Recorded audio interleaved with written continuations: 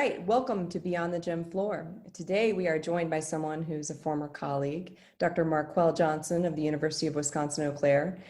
And look, he's an award-winning educator, advocate for individuals with disabilities, scholar, and most importantly, an award-winning friend.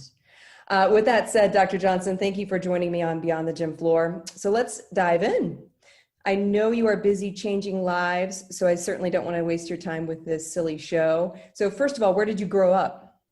So I am from originally Montgomery, Alabama. I also spent time in Rocky Mount, North Carolina as well, growing up as a kid. My first 11 years of my life, pretty cool. I was a military brat, 9 of those spent over in Germany. Very cool. So what led you to physical education? So during my second semester of my freshman year, I had an opportunity to do a disability sport program with kids with disabilities. And prior to that volunteer experience, I was, believe it or not, and I don't share this with a lot of people, but I was a math and business major, interested in going into being a civil engineer. But I enjoyed myself so much of working with kids with disabilities, so I pursued a kinesiology major, and then I did not decide on physical education until my sophomore year, after doing various shadowing experiences and OT, PT, therapeutic recreation. And I was just, what profession would give me the best opportunity to work with as many kids, and especially kids with disabilities, as possible. And so that led me to physical education. Very cool. And where was your teacher training? So my undergrad is from Huntington College in Montgomery, Alabama, small private liberal arts school. My master's degree in adaptive physical education, University of Wisconsin La Crosse, and then my PhD in movement studies and disabilities, Oregon State University. Go Bees! Nice. So, okay, so tell me a little bit about the Pride program that you began in Eau Claire. All right, so yeah, that's great. That's a great question, Dr. O'Connor. So I was brought to UW-Eau Claire to provide service learning opportunities for our students, specifically in the realm of clinical population, disability population. So I started the PRIDE program, physical activity and recreation for individuals with disabilities in the Eau Claire area. Long thing, thank God for acronyms, right? And so the PRIDE program provides physical activity and sport opportunities to we're up to 47 kids. I started with 4 12 years ago. We're up to 47 kids now, and we have physical education majors as well as rehabilitation science majors, undergraduate students paired 1-to-1, 2-to-1, depending on the severity of the child. And we have fun. Now, in the time of COVID, which is kind of interesting, we had to stop the program in the spring, but this semester we are doing Pride out on the field, outside, because usually it takes place in 3 of the gymnasiums on our upper campus, and we empty out the physical education closet, and we have fun for an hour. So it's been a good experience. A lot of our students, especially our physical education students, they utilize a lot of these examples working with students with disabilities as they're applying for jobs, but also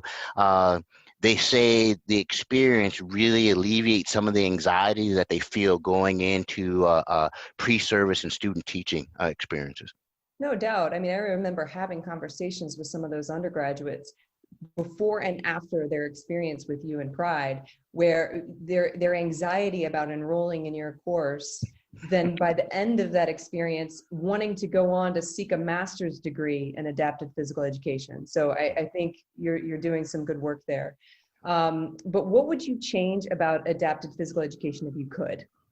Yeah, so I think that's a great question. And as I go back and forth with the many students that come through our particular program, I think for me there's 2 things. I think at the K-12 level, I think it's the prioritization of adaptive physical education. Most of the time, our students who are going to become professionals, the hierarchy exists that you'll get your caseload for physical education and health, and then APE is an afterthought. So the prioritization in terms of meeting the needs, and then the second piece for me is given, I think the lack of resources and sometimes willingness of professionals to engage in APE, I would want to see a lot more collaboration among both our physical education professionals, our special education teaching professionals, but also those professionals who work on the related side, OTs and PTs, to ensure that the experience for our students with disabilities is the best, because unfortunately for a lot of our students with disabilities, the school setting is really the only opportunities they will have to engage in any form of physical activity or movement development. So I really, those are probably two things that I would want to see changed. Thank you. And so working with the students in Pride over the past 12 years, what's the most important lesson your students have taught you? Yeah, and I build upon I build upon that initial experience my second year, my second semester, my freshman year. The reason I wanted to do something with students with disabilities after that second semester, my freshman year, I had never felt the way I felt volunteering in that program. I was able to genuinely be myself, and every child with a disability that I interacted with in that program, they were their selves. And if you think about it, in our everyday interactions, we're really not able to be our authentic selves. And so for me, I've been able to craft a career up until this point, and especially now since I've been at Eau Claire, that for at least 3 days a week, I'm able to be my authentic self, and I'm able to be around individuals with disabilities who are their authentic self. And it's somewhat therapeutic and mutually beneficial. And so that's really kind of the piece for me that that keeps me going. To be honest with you, I don't think if I was not able to do Pride, I probably would not actually still be teaching, but that's a whole nother conversation. So I appreciate that. So how do you then try to reach your students, especially those kids who are coming to Pride maybe for the first time and have never had someone care about their movement experiences before? yeah, it's one of those things where I think the challenge, and especially for educators, if we think about the diverse group of students that we interact with on a daily basis, I think the most powerful thing for I think young professionals to try to master as well as continue to work on is, how do you convey or project authentic intentions? What are your intentions? And I think as it pertains to physical education, our intentions that we're wanting individuals to enjoy what they're doing, but we're also wanting to create an environment that everyone finds success in doing an activity. And that's, for students with disabilities, that's the idea of finding enjoyment. So you match that with energy level, but also a level of creativity that individuals will find success in doing doing an activity. And that's kind of my attempts at actually reaching students, is that I bring sufficient energy, I project the level of authenticity, but also the planning that goes into the activities, that I'm ensuring, based on ability level, that all students will be successful. Any advice you would share with this current cohort of Illinois undergrads who are thinking about a career in PE and or APE? Yeah, I think with the young adults these days, I think the recurring thing that I talk about that I don't see, unfortunately, is what why are you passionate about doing what you're doing? I think some students have other things, reasons why, but you have to be passionate about what you're doing, because if you're not passionate, when you are confronted with obstacles, and there will be many, I think education these days is not the most desirable professional track to take. So you will be confronted with many.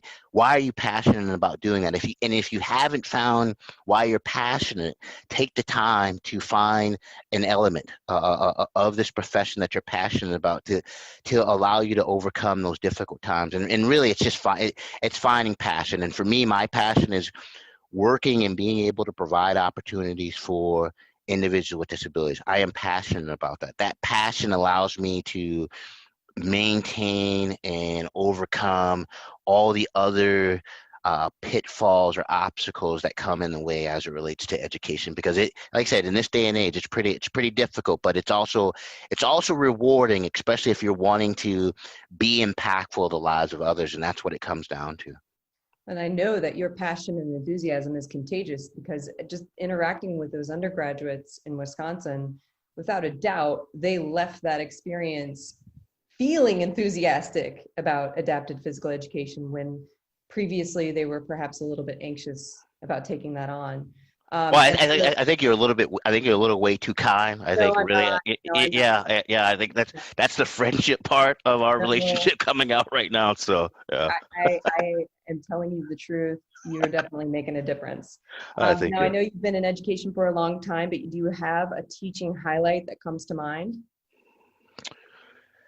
Yeah, teaching a teaching highlight. Yeah, for me, most recently, what comes to mind, a former student. I think that both of us are aware of. Uh, Earlier on in her physical education career, she approached me and said she was interested in really just doing adapted physical education, and that student kept that same interest throughout, graduated, and then went on to pursue a master's degree in adaptive physical education from SUNY Brockport. And yeah, just recently, not only is she on the marriage train, but she has been doing some pretty great things at a school specifically for students with disabilities in Upper New York. And when you think about potentially the impact, and and one of and her thankful kind of like address on her Facebook page, I gotta mention. So I think that was pretty cool. And then the parents followed up with a thank you too, of seeing that growth. And so for me, that's that level of impactfulness that you hope that you potentially can make. And so that yeah, I think that's kind of one of the highlights there. So You are definitely making a difference, without a doubt. And don't laugh, you are. Now, look, and we're going to get silly here for a minute. You are not a Champaign-Urbana hometown legend. I am a Champaign-Urbana hometown legend. all right. But many of your former students listen to this podcast, believe it or not, and they need to know a few things about you. Okay. What do you listen to in the car? Yeah, so yeah, my playlist right now. So my playlist right now, Spotify. I'm right now. I'm doing a lot of Drake, Scott's, Toby and Oakway. Uh, for some odd reason, I still can't explain it, but the last Juice World album to me is actually pretty cool. And then I have to give love to J. Cole, North Carolina, straight up. I'm trying to see what else. I like some Sia. I'm a Sia fan for some odd reason. Yeah, that's really Anderson .Paak. I actually have him. That new Nas album, even though these days and age, these people only putting out like a 45-minute album is kind of like depressing. But that new Nas album is pretty good. But yeah, that's kind of what I have on my playlist. I'm trying to think. Yeah, that's about it. Yeah. Yeah. So favorite, like, what's your favorite snack right now? Your favorite go-to? I mean, are you still doing like are you still doing like the granola and the yogurt thing? Or No, unfortunately, pre-COVID, I was really handling everything well. Now though, for me, it's a Festival Foods brand oatmeal cookies. So it's kind of, I hate to put that out there, but so you're just literally snacking on generic grocery yeah, store cookies right now. yeah. Okay. For So some things are reason, not going well for you emotionally, is what you're no, saying. they are not. I've been impacted by COVID-19, but pre that I was granola but yeah. So I'm doing that, and then I'm trying to, what else have I ventured into? No, actually, it's that. It's pretty bad. So yeah. Yeah, it sounds like it. So favorite toy as a kid? I was because I was a military brat my first 11 years. At one point in time I had over 112 GI Joe men. And so I was a GI Joe guy, accessories and all, and I would set up GI Joe versus Cobra battles like all day. That was so me. So yeah. First concert. Uh, yeah, I'll have to. I won't technically say my first concert, but my first legitimate, like true artist concert. Yeah. John Legend. Yeah, John Legend. That was Oh, yeah, that's cool. that was an unbelievable concert. So Wow. previous to that was really not for podcast worthy I to talk about understand. that kind of stuff. Yeah, yeah, Yeah, we'll leave it at that. yeah. So when you are settling down in the evening, what do you watch? What do you watch? Either shows or what's your go-to? Yeah, given that sports is started up, usually it's sport. But to be honest with you, given the political and social, uh, right now I'm a MSNBC, C-SPAN, and then believe it or not, the BBC has some great showing. And then the public broadcast news. I that's kind of really where so if you give me Rachel Maddow, Lawrence O'Donnell, BBC, PBS, I'm there looking at that, and probably not the best choice if you're wanting to wind down, because sometimes I think you get a little bit worked up. But yeah, that's kind of what I'm doing right now. Or if I do no TV, I'm doing basically, I only look at Twitter when I get up in the morning, and then when I go to bed at night. So then I try to get 30 minutes of, did I miss anything provocative on social media? So. Okay, so you're a news junkie. So you're kind of a nerd. Yeah, we knew that. Oh, wow. Okay, so finally, and actually, this one is just for you. What is a pet peeve of yours? And the reason why I'm asking this right now is because yesterday I had to take my car to get a tire fixed, and the guy helping me drove my car approximately 20 feet from the garage. Or I'm sorry, from the lot to the garage. And when he was done, like he had completely moved my seat and steering wheel, and I was filled with rage. Like, man, you had to drive my car for 5 seconds. Why did you need to rearrange all of my settings in my car? So I just realized that's a new pet peeve of mine. So what's one of yours? And I'm sure you have thousands. Oh yeah, actually, actually, I do, and a lot of them really kind of personally, it's a battle that I'm having in my own household. Um, so I'll tell you one on a personal level, a battle for me, and I'm not winning it so far with my two children and my wife, because they view it differently. But so one of my pet peeves is that you don't use the hand towel in the kitchen Mhm. also as the hand towel to actually dry off the dishes that come out of the dishwasher. Right, not sanitary. No, or the other way where, and the other personal one is my wife and I, we've decided that we both need different hand towels. You don't use your hand towel in your bathroom to wipe the remnants of toothpaste from your mouth, but Mhm. for it also to serve as what drying your hands as well. So that to me, Aaron, that's I gross. That's I gross, Aaron. I literally I draw the line. I could keep going on, because there's the one about the individuals who feel like they have to check the ripeness of their fruit at the grocery store by actually squeezing it and smelling it. And if that one Ugh, is not right, what do? put it They right put back. it, yeah. And so literally my wife and I, we cannot go shopping together because I actually have to comment to the individual that actually just put the fruit back. So you're really just putting that right back there.